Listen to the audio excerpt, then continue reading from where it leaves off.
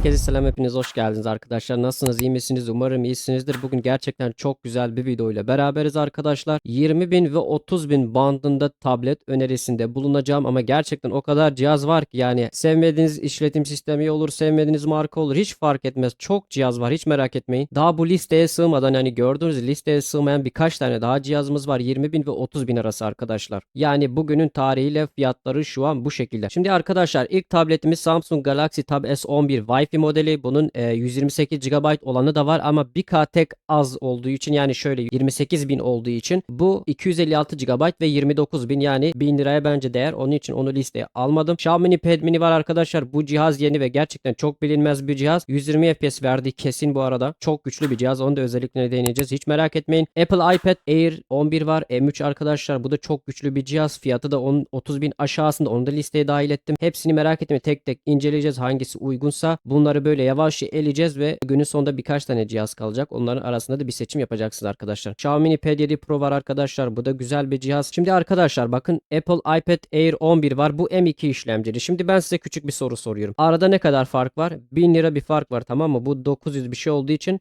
yani 1000 lira var 29.000 ile arasında. Birisi M2, yani şu sağda gördüğünüz M2.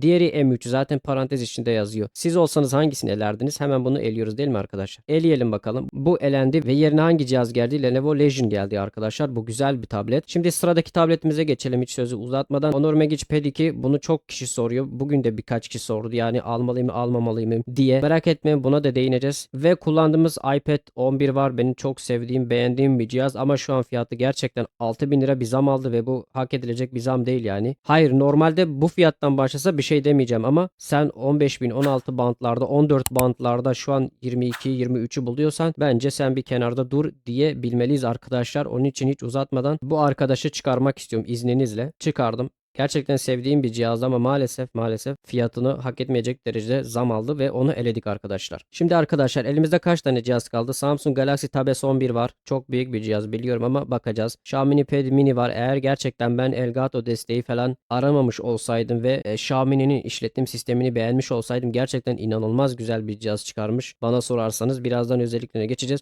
iPad Air kaldı, M3, Xiaomi Pad 7 kaldı Pro, Honor Magic Pad 2 kaldı, Lenovo Legion kaldı ve iPad Mini 7 kaldı tabii ki. Onu asla listeden çıkarmıyoruz arkadaşlar. Öncelikle arkadaşlar buradaki hiçbir cihazın RAM'ine ve depolamasına bakmayın. Olabildiğince iyi depolama seçtim ve hepsinin RAM'i de iyi. Apple'ın RAM'inin düşük olmasına bakmayın. Bu arada Apple zaten işletim sistemi farklı olduğu için mesela bunun 8 GB'ı bunun 12'sine denk diye düşünebilirsiniz arkadaşlar veya 6 GB 12'sine denk diye düşünebilirsiniz. Şimdi ekran büyüklüklerine bakalım arkadaşlar. iPad Air'imiz 11, Samsung S11 11 inç, Xiaomi Pad 7 Pro 11 inç, Honor Magic biraz büyük 12.3, zorlanabilirsiniz büyük ekranda, ben bunu size diyeyim. Lenovo Legion var, o da Pad Mini gibi çok kompakt 8.8 ve iPad Mini 7'miz var. Üçüsü çok kompakt cihazlar, çok hafif ve çok güzel cihazlar. Depolamalarını dediğim gibi takmayın. Geçiyoruz. RAM'i geçiyoruz arkadaşlar. Pile bakalım. Pil Samsung Galaxy Tab S11 bu kadar büyük ve pili bence bana göre 8400 az. Bence 10.000 falan olması lazım diye düşünüyorum. Mesela Honor Magic'e baksanıza 10.000 koymuş yani büyük ekranı. Her neyse 8400'müş. Pad Mini 7500'müş. Bu arada şu kompakt tabletler arasında sıralamayı şöyle yapabiliriz arkadaşlar. Pad Mini'nin pili daha iyi. Yani rakamlara göre değil, kullanıma göre ben biliyorum. Lenovo Legion'un biraz daha iyi. Hemen akabinde hatta Lenovo Legion ve iPad Mini 7 ikisi aynı diyebiliriz arkadaşlar. Şimdi arkadaşlar kamera kısmına geldiğimiz zaman bunlar arasında en iyi 3-4 tane var. Şöyle Tab S11'in kamerası çok iyi.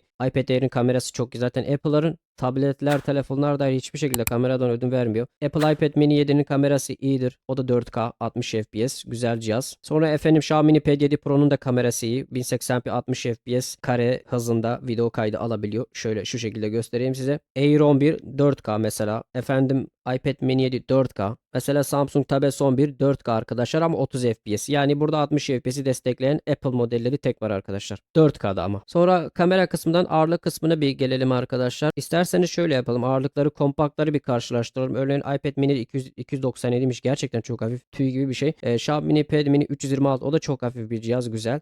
Ve Lenovo Legion 350. Yani ortalama hepsinin ağırlığı aynı diyebiliriz ama iPad Mini 7 burada daha düşük bir ağırlığa sahip arkadaşlar ve daha iyi jiroskopu oynatabilirsiniz. Yani cihazı şöyle sağa sol rakibe doğru çok rahat oynatabilirsiniz diye düşünüyorum. Ayrıca Android sürümlerine de takılmayın arkadaşlar. Burada Honor Magic Pad 2 ve Lenovo Legion'u bilemem ama diğerleri Android 16 falan hepsini alırlar yani merak etmeyin. Zaten iOS farklı bir dünya. O en az 5, 6, 7 yıl hatta bazen yazılım desteği falan sunabiliyor. Çok abartmayalım, 5-6 yıl diyelim. Şimdi piksel yoğunluğumuz arkadaşlar gerçekten eğer ki isteklerime cevap verseydi şu an burada bana göre en mantıklı cihaz Xiaomi Pad Mini olurdu. Yeni çıkmış bu arada bu cihaz. Görmemiş olabilirsiniz ve fiyatı inanılmaz derecede ucuz. Yani çökebilirsiniz. Hızlı bir şekilde çökebilirsiniz. Ama bir işlemciye falan bakabiliriz arkadaşlar bence. Şimdi arkadaşlar burada ekrana bir bakalım. Ekran teknolojisi olarak Samsung Galaxy tabi her zamanki bir AMOLED kullanıyor.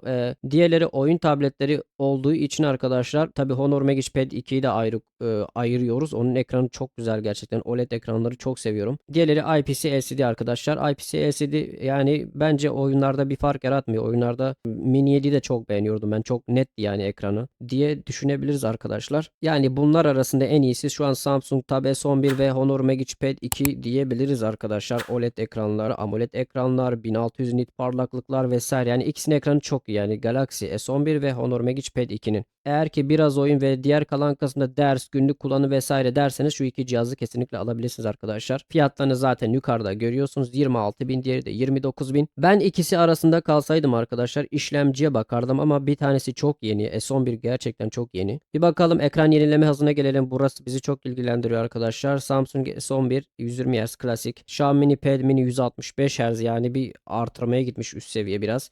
iPad Air klasik 60 Hz. iPad Mini 7 yazmıyor ama ben size söyleyeyim 60 Hz. Xiaomi Pad 7 Pro 144 Hz çok iyi. Honor Magic Pad 2 144 Hz çok iyi. Lenovo Legion bu da kompakt bir cihaz 165 Hz bu da çok iyi. Yavaş yavaş işlemcilere doğru geleceğiz hiç merak etmeyin arkadaşlar. Burada RAM kısmında takılmıyoruz hiçbir şekilde, depolama kısmında da iki cihaz veya birkaç cihaz arasında kaldığımızda o bir seçenekse eleriz. Onun için ona da takılmayın arkadaşlar ve işlemcilere gelelim hızlı bir şekilde. Tabi son bir de arkadaşlar MediaTek 9400 Plus var ve aynı işlemci Pad Mini'de de var. Bu işlemci 120 FPS'i rahatlıkla kaldırır ama soğutma ihtiyacı olabilir ileriki seviyelerde diye düşünüyorum. Ve burada iPad Air 11 var. İşlemci olarak diğerlerinden daha güçlü. Yani bir önceki iki cihazdan S11 ve Xiaomi Pad Mini'den daha iyi ama gelin görün ki 60 Hz arkadaşlar üzgünüm. Şimdi Xiaomi Pad 7 Pro arkadaşlar 8S Gen 3 kullanıyor. Yani 8 Gen 3 değil bu. Onun bir alt küçücük bir altı diyebiliriz. Ama 120 FPS'i kaldırır diye düşünüyorum. Çoğu da açar ama onu sabit tutmak lazım. Örneğin 100 ile 120 arasında tutmak lazım o FPS'i. O biraz sıkıntı. Ama bence tutar diye düşünüyorum Pad 7 Pro. Ve aynı işlemci arkadaşlar Honor Magic Pad 2'de var. Ben bu iki cihaz arasında kalsaydım arkadaşlar OLED ekran olduğu için Honor Magic Pad 2'yi alırdım. Ve pili daha çok iyi. Ekranı daha çok iyi. Onun için Honor Magic Pad 2'yi alırdım. İkisinin işlemcisi aynı arkadaşlar. İşletim sistemi olarak da ben Honor'u seviyorum. Şimdi Lenovo Legion 3'e gelelim arkadaşlar. Burada işte bahsettiğim az önceki işlemci bu düz işlemci. Yani bu daha iyi arkadaşlar. 8 Gen 3 ikisinden daha iyi arkadaşlar işlemci olarak. Burada arkadaşlar eğer ki Lenovo Legion ve Xiaomi Pad Mini arasında kalırsanız burada Xiaomi Pad Mini seçmenizi öneriyorum. Hem daha yeni bir cihaz arkadaşlar hem ekranı biraz daha iyi. Onun için ben Xiaomi Pad Mini'yi seçerdim eğer ki Lenovo Legion ile arasında kalsaydım arkadaşlar. Ve gelelim günün jokerine arkadaşlar. Apple A17 Pro ile yani bu işlemci MediaTek 9400 Plus'la aynı ve biraz üstü olabilir arkadaşlar. Yani burada işlemci olarak gene Apple işlemcisini ön plana koyacağım arkadaşlar. Bu sefer de arkadaşlar burada şöyle bir dezavantaj var. Evet fiyat farkları pek yok. Hatta birazcık daha artıyor fiyat farkları ama şöyle ki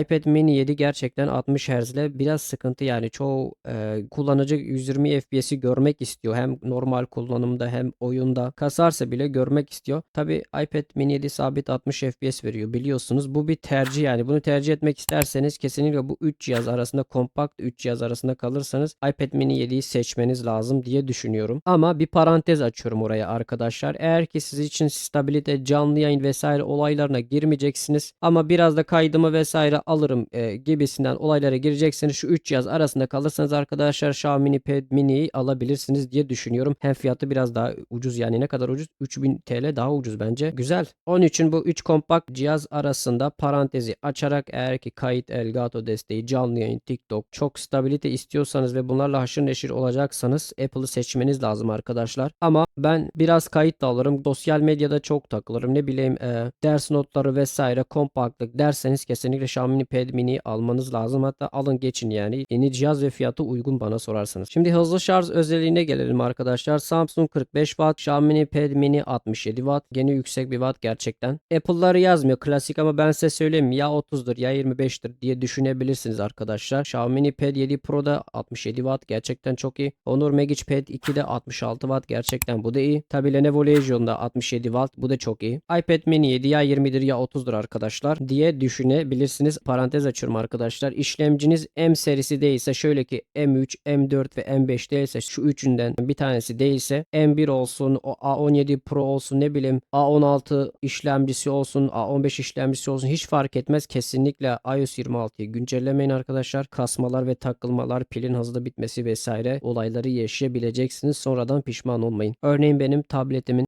işlemcisi M4, yani ben istediğim zaman iOS 26'yı güncelleyebilirim. Çok güçlü cihaz ama ona rağmen güncellemiyorsam arkadaşlar demek ki bir şey biliyorum.